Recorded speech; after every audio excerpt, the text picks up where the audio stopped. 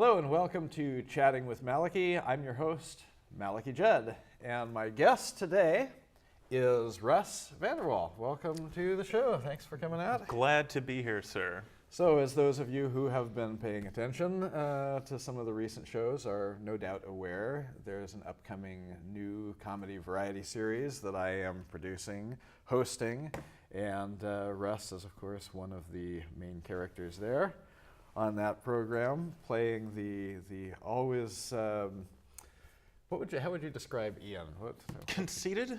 Okay, That's probably a good description for him. He's a bit conceited. The always conceited and ever vulgar, perhaps. Okay, good. Maybe not so much on the regular show, just more in real life. Yes, that's what I do. So. Yes, we've been having a lot of fun putting the show together. We've got most of the first 2 episodes done, I think, at this point. It's been really great. And we're actually going to take a moment here to look at a short clip of some of your work with me on the program. The best work. So we will take a look at that right now. Oh, hey, Ian, I'm glad you're here. I've got something for you. Yeah? What you got? I need you to introduce my song for the closing number, and I've written a great introduction for you. I don't need that. I can give you a great introduction right off the top of my head. Yeah, that's what worries me. Just use this one, okay? All right. You know, you really got to give me more to do on this show if you want me to take time away from my photography. Oh, brother. Ian, I think you can take a break from looking at naked women long enough to come over here and do some comedy. Yeah, I guess so. And besides, I might try and talk that new girl Autumn into modeling for me one of these days. Just forget about it. Well, everybody, we have time for one more act. And a show like this should always finish big. But since we can't, here's the host of our show to sing you a song. That's not the introduction I wrote. No need to thank me for improving it. Improving it? Yes, so there you have it. That's kind of a good summary of perhaps a bit arrogant as well. Yeah, would probably be a good description for Ian. Kind of does his own thing, and you know. So, but that was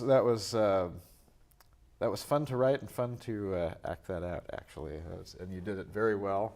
Thank you. I'm not sure how much of that was acting, but it is a lot of just me on that camera. Yeah. But I like to pretend that I'm not quite that bad in real life. Yeah, well, you know, I pretend. You got to, at least kind of cover it up in real life. But on TV, you just let it all out there. So it's good. It's kind of the same with, but we won't go there. So let's talk about, aside from the show, your beginnings. Like I know you came from South Dakota. We did a clip of all of the cast members talking about sort of their backgrounds and where they came from. And why don't you tell us about growing up there? Growing up in South Dakota? Yeah. Well, it's cold. Cold would probably be the first and foremost adjective to describe it. It's a place where negative 20 degrees is pretty normal in the wintertime. And it just stays like that till summer, where it goes between 80 and 100 degrees. And then it stays like that for almost the whole summer. But I don't know, it's the Midwest, it's kind of just out there. It's away from a lot of what you'd see here on the coast, just people-wise. Everyone's kind of stays in their own little groups and stuff. And and I'm really glad to finally be out here instead of over there. I don't want to bash too much on the Midwest, because I did grow up there, and I do love everyone that I lived with and all my friends and family, but I am really glad to not have to be there anymore. Yeah. So you moved to Portland? Yes. About 2.5 years ago, I finally decided to go ahead and make the move to Portland, and it was like tons of planning and thinking it out and researching, and and I finally gave like a 2-month notice at my work that I was leaving, and that was like official, like, okay, I'm officially not going to have a job anymore, so this has to happen. I have to get out of here. And while it was a really exciting time, it was also very sad. Like, not just for everyone around me, because obviously they're sad, I'm leaving. But I was sad as well because I had to leave all these great people that I knew and grew up with, and I didn't really know anyone out here. So I kind of I basically just filled up a moving truck with everything I've ever owned and drove 1,600 miles across the country to a state I'd never actually been to before, hoping that it would all turn out. Yeah. And luckily it did, because now I'm here on the Malachy Judd Program. Oh, well, and that's the big time. So It's- there you go. And we're glad to have you. So Thank you. So that's great. What was the deciding factor toward Portland? Well, the biggest thing is I'd always wanted to be an actor. That's something I've just wanted since I was a little kid. And in South Dakota, there isn't really an acting class or really anything acting related. So if I wanted to pursue that kind of career, I had to get out of South Dakota. And a lot of people ask me, like, why Portland? Why not California or New York? And the short answer was cost. Living in California would be a lot more expensive than living in Portland, and living in New York would be a lot more expensive than living in Portland. And Portland had this nice, rich acting community already, and it also had the ocean and the mountains, and all kinds of cool people. So I figured if the whole acting thing doesn't work out, at least I'm in a pretty sweet place. Yeah, it is. It's a good place. Yeah. So I know that you do a variety of things as well as acting. You have some background doing some stand-up comedy of some sort. Now, what Yes. came first? It was, if we're going with just acting type stuff, what came first when I was still in South Dakota was a podcast. I actually used to host a podcast called Brutal Geeks, where me and a friend of mine, Tony, we did about a 2-hour-long show once every couple weeks, where we said lots of really mean things about people. It was kind of a shock jock comedy type show, and that was kind of fun, but it wasn't necessarily the direction I wanted to go in. Like, shock jock's great and all for some people, but you don't want to be kind of characterized as that one-dimensional, just supremely vulgar person whose only existence on camera is to try and be as shocking and vulgar as they can be. And that's kind of what we did. So after that, that's when I kind of started getting into the whole stand-up comedy thing. We had one comedy club in Sioux Falls that closed down and was closed down for a year. And then they finally opened up another one at the bottom of Lucky's Bar. And that's where I started performing. And the biggest crowd we'd ever see was maybe 12 people. That was like a packed house. It was 12 people for me to go and perform in front of. And the first few weeks went pretty well. I actually got entered into this comedy contest where, the prize was $100 and you get to MC for the club. And everything was just going perfect. It was going great. I was just rocking it on my set almost every week. And then came the day for the actual competition to see who won, and I bombed as hard as any comedian could ever bomb. Just nothing but crickets for every joke I threw out there. And it shook me a bit, but that's kind of what goes along with being in stand-up comedy. Yeah. And I enjoyed it. Doing stand-up was great, and it was a nice new experience, but it also helped me realize that on-stage comedy really wasn't the direction that I wanted to go in the entertainment industry. It's fun and it's cool and all, but it just wasn't for me. Actually coming here to this show largely made me realize that in front of the camera, scripted comedy, that's really where I want to be at. And that's what I'd like to continue forward with. Yeah, nice. So what, in addition to obviously working with me on the variety show, what are some of the other acting jobs that you've been involved with, either before your move or since you came out here? Well, most of them pretty much happened after the move because, like I said, there really isn't a whole lot in South Dakota for comedy. Maybe once in a while, like Grylls will show up to film one of his episodes, but you never see him anyways. So since I got here, I've done a lot of auditions, and they don't always go real well. Sometimes you get there and everyone will look you over back and forth and you'll do your line twice and they'll just kind of look at the panel, look back at you, and then they'll be like, okay, well, I've seen all that I need to see here, so, you know, you can go ahead and leave now. And don't worry, we call everyone. So, you know, it kind of ruins your spirits there. But luckily there's usually a bar just across the street once you've bombed at an audition. Some of the auditions I did actually get. I did a very small extra part in a vampire movie. I think it was like some kind of student film, but the whole thing I had to do was just stand behind a counter with a cup and go, surprise! And we did that for about an hour until they finally got the shot right. And on top of that, I also did a podcast about a post-apocalyptic Portland. That was just a voice gig, which I really love doing voice stuff. As is obvious from the amount of talking that I usually do. And that went really well, but I don't think they ever actually released the episodes on that, so I'm kind of sad about that one. Unfortunately. Yeah. Done a little bit of voice work myself, and I enjoy that as well. It's great because you don't have to remember your lines. Yeah. You don't have to look good on camera. Exactly. You just have to show up and you just have to be able to read. Yeah, exactly. You know, it's good stuff. And I read at like a 4th grade level, so I should be pretty good. There you go. Perfect. I may have to rewrite a few of our scripts now, but or not. Just put lots of baby talk and jingling keys in there, and I'll be able to do just fine. Perfect.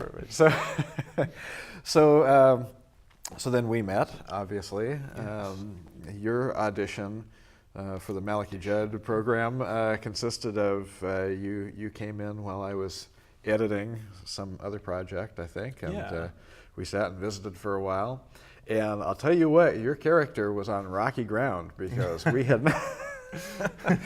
not found anybody that could play this character. Part of it was the character because, and I said this when we had our group interview, but you know, something about a name, and he was Jake for the longest time, and I don't know why that should make a difference, but it does, and it just we couldn't come up with really any material for this character, and then we almost just wrote it out altogether. In fact, the previous meeting had been a discussion of, well, maybe we can't find anybody for the part, we can't figure out what to do with the character, maybe we should just drop it. But I wanted to give it one last chance because I felt like another character would round things out nicely.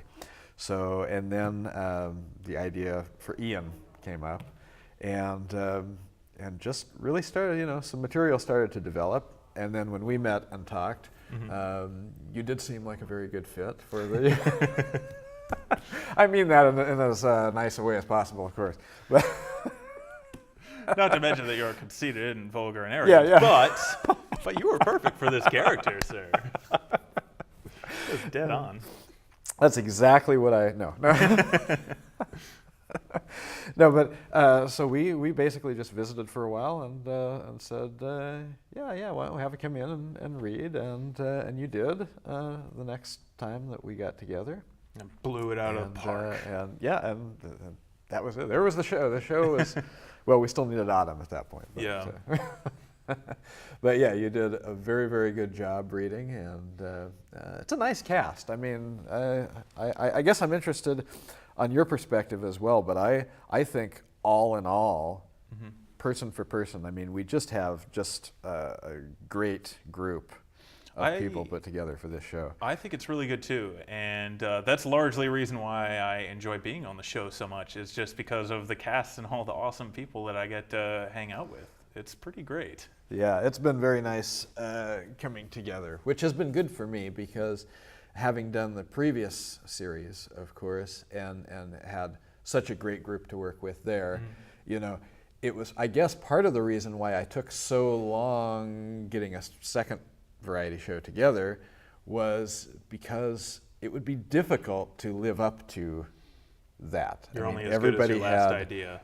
Everybody had really good chemistry. Everybody was really great, and so I didn't want to just throw it together. And I took about whatever it was, a couple years, you know, kind of really working on it and putting it together, and gradually getting the cast together. And but I'm very, very happy with the whole thing and how it turns out. And this is the thing that I really like about the show, and I think we're really doing something that possibly has never really been done before.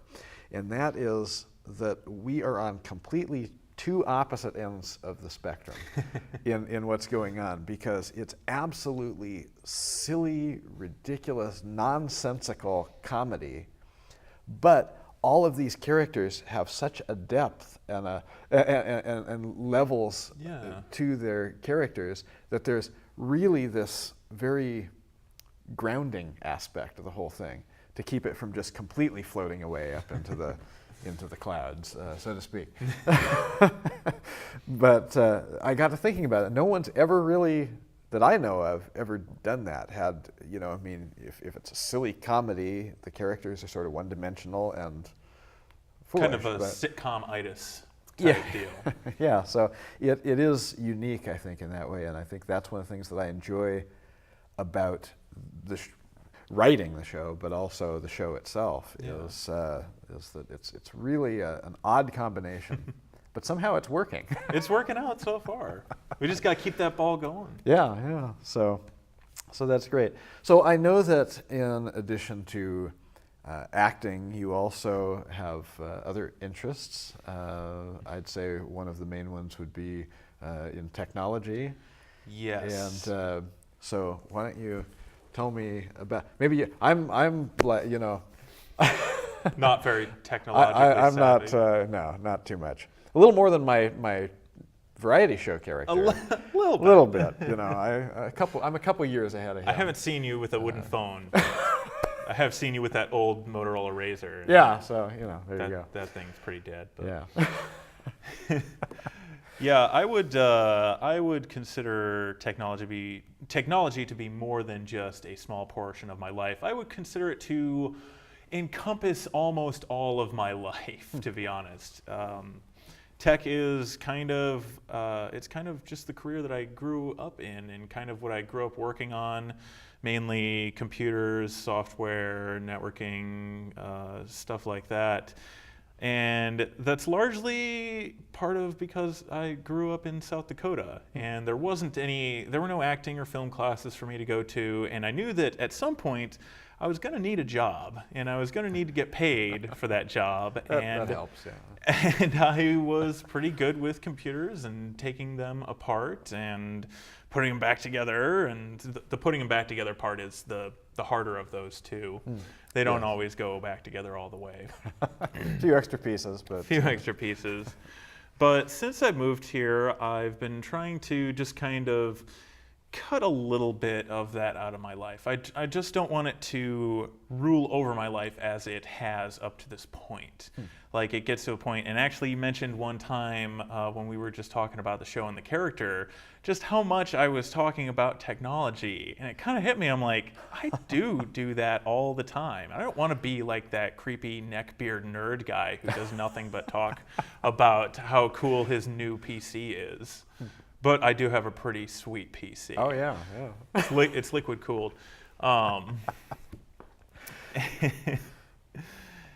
And so it's going okay. I can't say I'll ever get rid of technology altogether. In fact, right now, I'm just now starting a new project to, I'm basically building a new website that it'll be kind of, my whole plan is to make like a gimmicky website that becomes inexplicably popular and then get bought up by Facebook. for $1 billion. Like Snapchat. God, I really wish that I came up with Snapchat first. Yeah. So we'll see how this one goes. So in addition to that, what are some of your interests in technology? Well, in technology, in technology, I've also done a little bit of art stuff. Oh, really? Like, specifically 3D art. There's one program in particular that I like called Blender. And it's free, open source type community project that's just a 3D modeling and rendering software. And you can make some pretty amazing looking things with it. I don't always make very amazing looking things with it. In fact, I've probably done dozens of projects that I start and I get things modeled and I start working on the colors or the materials and textures and I realize that I just hate it and I throw it out and I don't show it to anyone. So there's actually very few images that I've made, completed, and have released to the world just because I'm kind of embarrassed at how often I fail. In fact, one time I spent a whole weekend and I did maybe 4 different projects, each one failing harder than the last, to the point where I was just so furious, I decided to take the least objectionable objects and make some simple scene just so I had something to feel like I didn't waste my whole weekend. Well, that probably brings us about up to time, but I do want to thank you for coming out and doing this interview. We can look forward to more with Russ in the upcoming Malachy Judd Program, which will be airing about 3 months from now, depending on when you see this, of course. So never forget that. Forget I said that. Time is an airing illusion. Soon, or maybe already by the time you do, who knows. So anyway, thank you again, Russ, for coming out. Thank you for watching. I am Malachy Judd, and I will see you next time. Bye for now.